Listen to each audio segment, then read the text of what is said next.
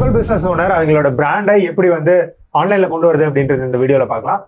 ஒரு local business owner first analyse பண்ண வேண்டிய விஷயம் என்னன்னா, அவரால் எவ்வளவு இன்வெஸ்ட் பண்ண முடியும் அப்படின்றதான். ஆல்வேஸ் இன்வெஸ்ட்மெண்ட் கம்மியா இருந்தாலும் பிரச்சனை இல்லை, ஆல்வேஸ் ஹையா இருந்தாலும் பிரச்சனை இல்லை.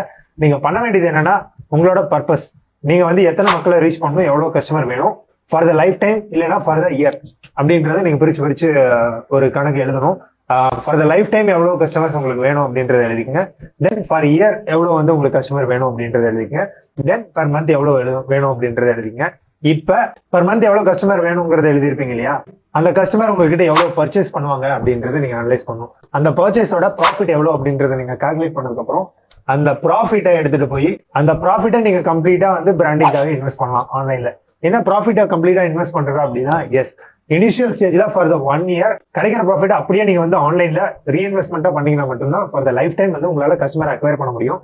இதே ப்ராசஸ் தான் நீங்க வந்து பொருள் வாங்கும் போதும் பண்ணிருப்பீங்க. இனிஷியலா ஒரு 5 லட்சமோ 6 லட்சமோ போட்டு நீங்க பொருள் வாங்கி வச்சிருப்பீங்க.